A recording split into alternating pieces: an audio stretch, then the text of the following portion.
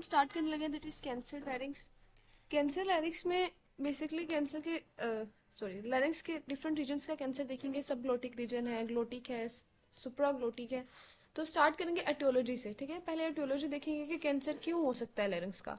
तो tobacco and alcohol सबसे ज्यादा जो आप समझ लें कि मेन इसके एटियोलॉजी में आती है ना चीजें, वो टोबैको एंड अल्कोहल आ जाता है।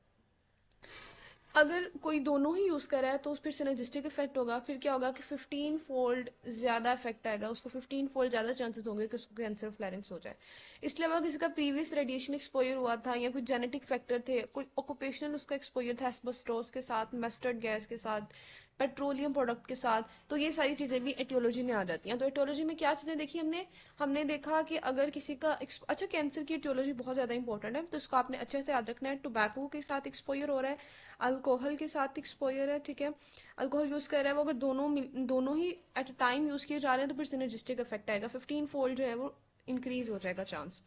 उसके बाद अगर जेनेटिक फैक्टर है, जेनेटिक्स में है किसी के जेनेटिक फैक्टर्स, उसके अलावा अगर जो है वो ऑक्यूपेशनल एक्सपोजर है, ऑक्यूपेशनल किसके साथ एक्सपोजर है, एस्बेस्टोस के साथ, मस्टर्ड गैस के साथ या पेट्रोलियम प्रोडक्ट्स के साथ। और लास्ट में जो चीज देखी थी वो थी, लास्ट में क्या था, लास्ट में था जेनेटिक फैक्टर को, हाँ, रेडिएशंस का अगर एक्सपोजर है, यस यस, रेडिएशन एक्सपोजर, ठीक है। तो ये हो गया हमारे पास सारी एटियोलॉजी कैंसर लैरिंग्स की। अब नेक्स्ट वो क्या बात कर रहे हैं, वो टीएनएम क्लासिफिकेशन और स्टेजिंग की बात करें, इसको हम आगे जाके डिटेल में देखेंगे। अभी हम बात कर लेते हैं हिस्टोपैथोलॉजी की। हिस्टोपैथोलॉजी में ये होता है कि 90 से 95% जो कैंसर है ना वो लैरिंक्स में स्क्वेमस सेल कार्सिनोमा होते हैं। तो ये आपको एमसीक्यू आ सकते हैं। उसके बाद जो सुप्राग्लोटिक कैंसर होता है ना वो सुप्राग्लोटिक रीजन में बनेगा। अब सुप्राग्लोटिक रीजन में हमें पता है कौन सी चीजें आती हैं, एपिग्लोटिस आ जाता है, एरियो एपिग्लोटिक फोल्ड्स आ जाते हैं, एडिटिनोइड आ जाते हैं। तो अगर इन चीजों को इन्वॉल्व करा है कैंसर तो वो सुप्राग्लोटिक कैंसर होगा। मजे की बात ये है कि जो सुप्राग्लोटिक कैंसर है ना वो रेयर होते हैं, ज्यादा नहीं पाए जाते और इनका मेटास्टेसिस बहुत जल्दी हो जाता है। तो ये थोड़े खतरनाक किस्म के कैंसर होते हैं, ठीक है। ये लोकली तो स्प्रेड करेंगे लेकिन साथ ही मेटास्टेसिस बहुत जल्दी कर लेते हैं और इनका जो प्रोग्नोसिस है वो पुअर होता है। लेकिन इनका जो है वो अक्रंस इनकी कम ही होती है, ठीक है। अच्छा, उसके बाद अगर सिम्टम्स की बात करें तो सिम्टम्स ना आपको डिफरेंट रीजन में डिफरेंट मिलेंगे। मतलब अगर सुप्राग्लोटिक का कैंसर है तो उसमें होर्सनेस तो वॉइस अर्ली सिम्टम नहीं होगा, क्योंकि अभी उसने वोकल कॉर्ड को इन्वॉल्व नहीं किया। अभी वो सुप्राग्लोटिक रीजन में है तो उसने एपिग्लोटिस को या एरोटिनॉइड्स को, इन चीजों को इन्वॉल्व किया हुआ है। तो आपको सबसे पहले इसमें throat pen, dysphagia, referred pain in year या लिम्फ नोड का मैस, ये वाली चीजें मिलेंगी क्योंकि अभी सुप्राग्लोटिक रीजन में है। फिर आहिस्ता आहिस्ता होर्सनेस का फीचर भी मिल जाएगा जब वो स्प्रेड करेगा। मैंने कहा था ये लोकली भी स्प्रेड करता है, तो ये लोकली जब स्प्रेड करेगा ये नीचे ग्लोटिस में आ जाएगा, तो फिर ये वोकल कॉर्ड को इन्वॉल्व कर लेगा और होर्सनेस आ जाएगी। लेकिन वो एक लेट सिम्टम है, ठीक है। तो इसमें अर्ली या इनिशियली आपको कौन से सिम्टम्स मिल सकते हैं, थ्रोट पेन, डिस्फेजिया। उसके बाद ग्लोटिक कैंसर की बात करें ना तो ये ज्यादा कॉमन है, ज्यादा पाए जाते हैं ग्लोटिक कैंसर, और ये स्टार्ट ही वोकल कॉर्ड से होंगे। तो इनका सबसे पहला सिम्टम ही क्या आएगा, होर्सनेस ऑफ वॉइस आएगा, ठीक है। तो ये चीज याद रखनी है कि इनका जो मेन सिम्टम अर्ली साइन है वो होर्सनेस ऑफ वॉइस होता है। अब जो ग्लोटिक कैंसर है ना ये ज्यादा मेटास्टेसाइज नहीं करता, ये बहुत ज्यादा कम मेटास्टेसाइज करता है, सिर्फ फ्यू लिम्फेटिक्स होते हैं वोकल कॉर्ड के रीजन में, इसीलिए इसका नोडल मेटास्टेसिस आप समझ ले होता ही नहीं है। इसीलिए ग्लोटिक कैंसर का प्रोग्नोसिस बहुत अच्छा है और ये हमारे लिए मतलब एक समझ ले कि फॉर्चुनेट चीज है कि पाया भी ज्यादा जाता है, इसकी अक्रंस ज्यादा है, लेकिन इसका प्रोग्नोसिस अच्छा है और इसका मेटास्टेटिक स्प्रेड बहुत कम है।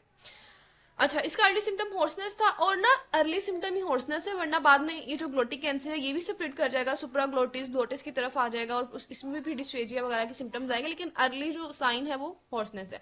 सब ग्लोटिक की बात करें तो ये सबसे कम है, सबसे रेयर है। और ये कहाँ पर होगा, ये सब ग्लोटिस रीजन में बनेगा, यानी वोकल कॉर्ड के नीचे, ठीक है। वहां पर ये बनेगा, ये ट्रेकिया की तरफ जा सकता है, अपवर्ड ये वोकल कॉर्ड की तरफ आ सकते हैं। इसका जो है वो हॉर्सनेस नहीं होता, इसमें भी हॉर्सनेस जल्दी नहीं होती, लेट सिम्टम हॉर्सनेस है।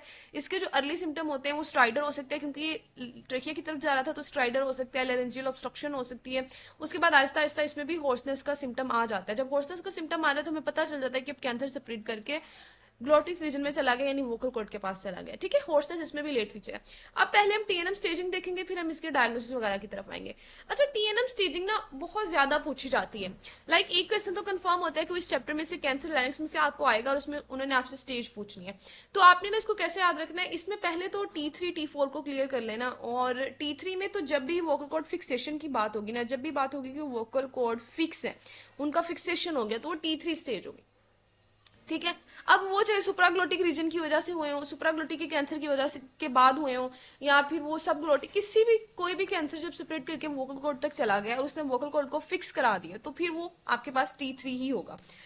और अगर आपके पास सिनेरियो में चीज मेंशन है कि वोकल कॉर्ड मोबाइल है, वोकल कॉर्ड मोबाइल है, तो आपने T3 का तो सोचने नहीं है, अब आपने सोचना है कि T1 हो सकता है या ये T2 हो सकता है। ठीक है, अब T1 या T2 की तरफ आप आ गए। अब इन दोनों को कैसे डिफ्रेंशिएट करना है?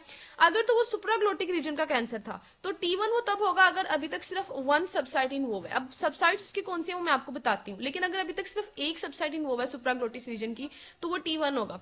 T2 वो कब होगा? जब उसने एक से ज्यादा सबसाइट्स को इन्वॉल्व कर लिया है या उसने सेपरेट करके ग्लोटिक रीजन में आ गया। ठीक है, तो जब सुप्राग्लोटिस का जो कैंसर है वो सेपरेट करना शुरू कर देगा, नीचे आना शुरू हो वोकल कॉर्ड की तरफ या ग्लोटिस की तरफ आ जाएगा, या वो अपनी ही सुप्राग्लोटिस में एक से ज्यादा सबसाइट्स पे चला जाएगा, तो वो T2 है। और T3 वो कब होगा? जब वोकल कॉर्ड फिक्स्ड है। ठीक है, उसके बाद T4 कब बनता है? T4 को कैंसर तब बनता है जब वो लैरिंक्स से बाहर निकलता है, यानी T3 तक वो लैरिंक्स के टिश्यूज में ही है अभी तक, लेकिन T4 वो बनता है अगर वो थायराइड कार्टिलेज को इन्वेट कर ले और वो टिश्यूज बियॉन्ड द लैरिंक्स चला जाए, लाइक ट्रेकिया की तरफ चला जाए, मसल्स की तरफ चला जाए, टंग की तरफ, तो जब वो बियॉन्ड द लैरिंक्स जाएगा तो तब वो T4 बन जाता है। उसमें भी फर्दर हम T4A T4B बना लेते हैं कि अगर वो बियॉन्ड द लैरिंक्स चला गया तो वो T4A है, लेकिन अगर वो ये तीन स्पेसिफिक जगह है जहां पर अगर वो चला जाएगा तो फिर वो T4B है, वो सबसे ज्यादा आप समझ लेके सवेयर टाइप हो जाती है। अगर वो प्री वर्टिब्रल स्पेस में चला गया, कैरोटिड आर्टरी के पास, या मीडियस टनल स्ट्रक्चर्स, तो ये याद रखना बहुत आसान है, medius tunnel structures, carotid artery या प्री वर्टिब्रल स्पेस। अगर आपके सिनेरियो में इन तीनों स्पेस में से कोई एक चीज मेंशन है तो आप उसको T4B की स्टेज कहोगे या सिंपली T4B कह सकते हो। अच्छा, ये तो था सुप्राग्लोटिस, सिर्फ सबसाइड को याद रखना है, बाकी T3 तो सब में सेम रहेगा अगर वोकल कॉर्ड फिक्स है, T4 भी तकरीबन सब में ही सेम रहेगा। अब ग्लोटिस पे आने तो T1 कब है? जब तक वो वोकल कॉर्ड तक है, जब तक वो जो कैंसर है वो वोकल कॉर्ड्स तक ही है, लेकिन वोकल कॉर्ड्स अभी फिक्स नहीं हुए, क्योंकि फिक्स जैसे ही होंगे हमारा फौरन से डायग्नोसिस हो जाएगा T3, हमारी स्टेज हो जाएगी T3। जब तक वो फिक्स नहीं हुए तब तक T1 T2 है, तो जब तक वो सिर्फ वोकल कॉर्ड तक है उसको हमने कहना है T1। T2 कब कहना है? जब वो सुप्राग्लोटिस सबग्लोटिस की तरफ चला गया, यानी वो सेपरेट करना शुरू हो गया, तो वो T2 बन जाएगा। ठीक है, ऊपर जा रहा है नीचे आ रहा है तो वो T2 है। जैसे मैंने सुप्राग्लोटिस में कहा था कि T2 में या तो वो नीचे आ गया ग्लोटिस के पास या वो सुप्राग्लोटिस में सेपरेट कर रहा है डिफरेंट सबसाइट्स पे। ठीक है, तो T2 में सेपरेट करता है, लेकिन ये मजे की बात है कि T2 में कैंसर सेपरेट तो करता है बट लैरिंक्स से बाहर नहीं निकलता। ठीक है, T4 में सेम वही चीज है कि अगर वो लैरिंक्स से बाहर निकल आएगा थायराइड कार्टिलेज को इन्वॉल्व कर लेगा या लैरिंक्स से बाहर आ जाएगा, T4A है। T4B अगर वो उन्हीं तीन स्पेसेस में, pre vertebral space, carotid artery या मीडियस टनल स्ट्रक्चर। ठीक है, अब लास्ट वन सबग्लोटिस आ जाता है। इसमें T1 कब तक है? जब तक वो सबग्लोटिस में है। T2 कब है? जब वो हॉर्सनेस करा रहा है, यानी जब वो वोकल कॉर्ड तक चला गया, ऊपर चला गया। T3 कब है? जब उसने वोकल कॉर्ड्स को फिक्स करा दिया, वोकल कॉर्ड फिक्सेशन हो गई है। T4A में कब है? जब वो लैरिंक्स से बाहर निकल गया। और T4B यानी जब उसने प्री वर्टिब्रल स्पेस या कैरोटिड आर्टरी या मीडियस टनल स्ट्रक्चर को इन्वॉल्व कर लिया है। तो ये हमारे पास आसान तरीन इसकी स्टेजिंग थी।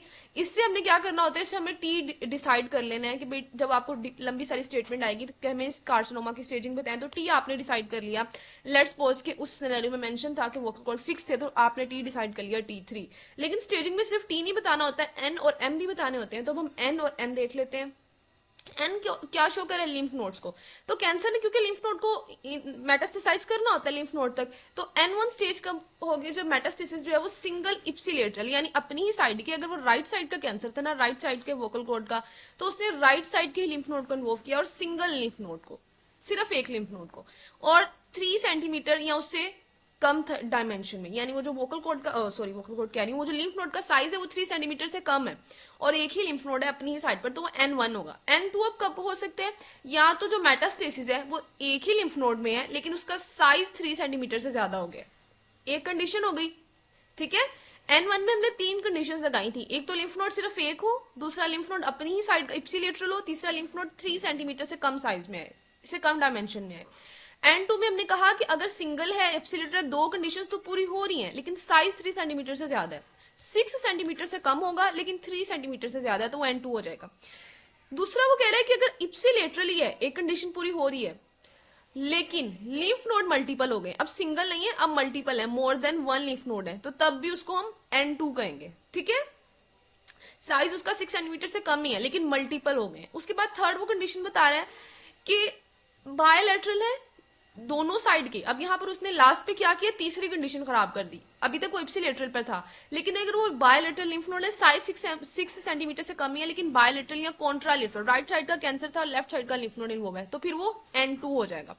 तो देखें जरा, N1 के लिए आपने तीन, अगर आपकी सिनेरियो में ये तीनों कंडीशंस पूरी हो गई हैं तो तब आप उसको N1 कह सकते हो। अच्छा, एक और चीज है, बाजुका सिनेरियो में ये मेंशन होता है कि लिम्फ नोड इन्वॉल्व ही नहीं हुए, लिम्फ नोड तक कैंसर गया ही नहीं है, तब आपने N0 कहना होता है, ठीक है। जब लिम्फ नोड नहीं, वो लिम्फ नोड मेटास्टेसिस नहीं हुई थी तब N0 कहना होता है, और जब लिम्फ नोड को देखा ही नहीं गया, असेस ही नहीं किया गया, तब NX आता है, ठीक है। ये चीज भी याद रखनी है। अच्छा, अब अगर लिम्फ नोड की नॉर्मल मिटाई हुई है और तीन कंडीशंस पूरी हैं, पहली कंडीशन कि लिम्फ नोड जो इन्वॉल्व है ना वो इप्सिलेटरली था, अगर राइट साइड का कैंसर था तो राइट साइड का ही लिम्फ नोड इन्वॉल्व था। दूसरी कंडीशन पूरी हो रही थी कि सिंगल ही लिम्फ नोड था, और तीसरी उसका साइज भी 3 सेंटीमीटर से कम था, ठीक है।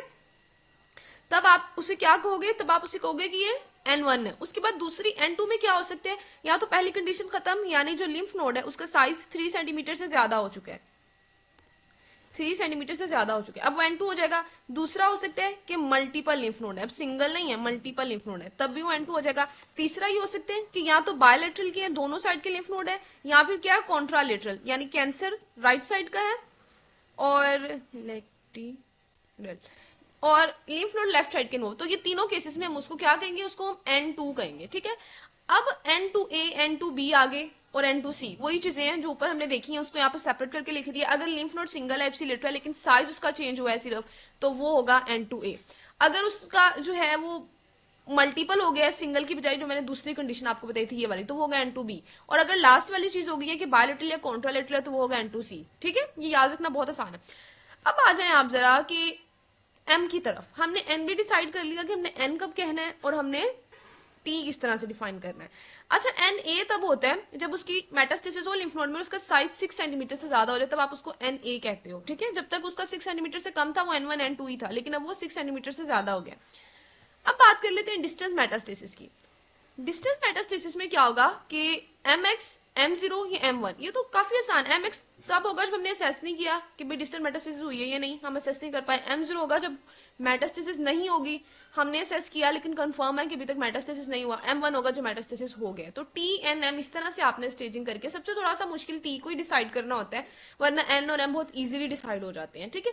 आपने बता देना स्टेज को, पेपर में आपसे पूछा जाएगा, उसके बाद आप आ जाए डायग्नोसिस की तरफ और फिर इसके ट्रीटमेंट की तरफ। डायग्नोसिस की अगर हम बात करें ना, अच्छा चले इसको नेक्स्ट वीडियो में देखते हैं।